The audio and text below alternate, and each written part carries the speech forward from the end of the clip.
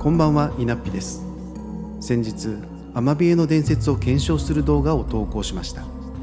しかし、その内容に疑問を抱かれた方も多かったのではないでしょうか。SNS でアマビエの絵が拡散されても、新型コロナウイルスは収まるどころか、今また感染拡大の兆しを見せています。絵を見れば疫病から逃れられるという話ですから、説得力がなくなっても仕方がありません。YouTube にはアマビエが悪い妖怪なので祈っても無駄とする動画もいくつか見られますが、私はそうは思いません。アマビエは江戸時代の妖怪ですが、当時の人口は3000万人程度、現在の人口約1億2000万人をアマビエだけではカバーしきれないのです。しかし日本にはアマビエのような妖怪がまだまだいます。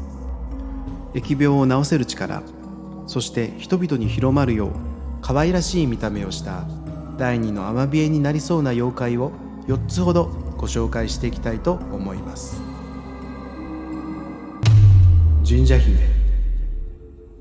神社姫は1819年、肥後の国の浜辺に現れました。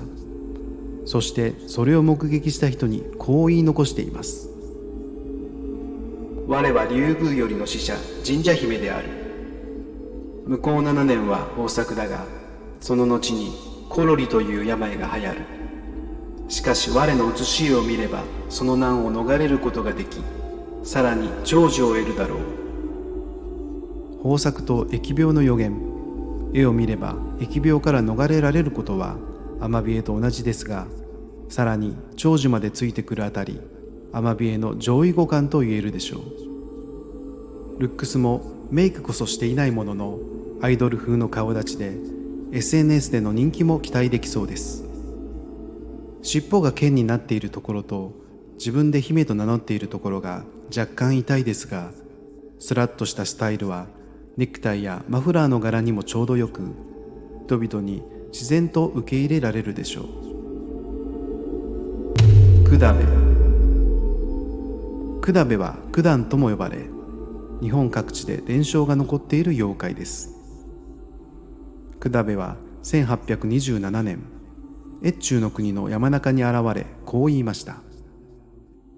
これから数年間、疫病が流行し、多くの犠牲者が出る。しかし、自分の姿を書き写した絵図を見れば、そのものは難を逃れる。クダベは豊作の予言はしませんでしたが、考えてみると、豊作の予言をされても特にすることがありませんから、必要なことだけを簡潔に伝えてくれるクダベには好感が持てます。牛の体に人間の顔という、どこかのゆるキャラでいそうな見た目で、キャラクター性もバッチリ。少しぶっきらぼうなところも、ネット広告に出てくる漫画の王子様みたいな感じでいいと思います。海出人。海出人は1849年頃に現れ、こう予言を残しています。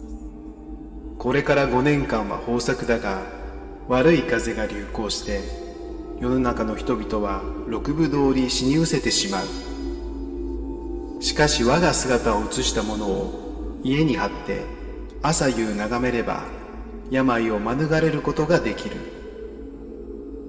朝夕2回というアレグラタイプの妖怪で、家に貼るために印刷しないといけないのも少し面倒ですが、その分疫病を退けてくれる力も大きいと思いたいですね。見た目はまさに正統派美人。ちゃんと絵の上手な人に描いてもらえているところも大きなポイントでしょう。アリエ。この妖怪は1876年頃、肥後の国に現れ、海に住む臨終の頭アリエであると語り、予言をこう残しました。今から6年間は豊年が続くが、6月からはコロリに似た病気が流行して、世の人々は六分通り死に失せてしまう。しかし身どもを図にして、それを朝な夕なに信心すれば、その難を避けることができる。アリエは塗り絵にちょうど良さそうな妖怪ですね。というわけで4つの妖怪を見てきましたが、皆さんはどの妖怪がポストアマビエにふさわしいと思いますか？ブサイクばっかりで選べないと思った方は高評価とチャンネル登録をお願いします。ではまた次の動画でお会いしましょう。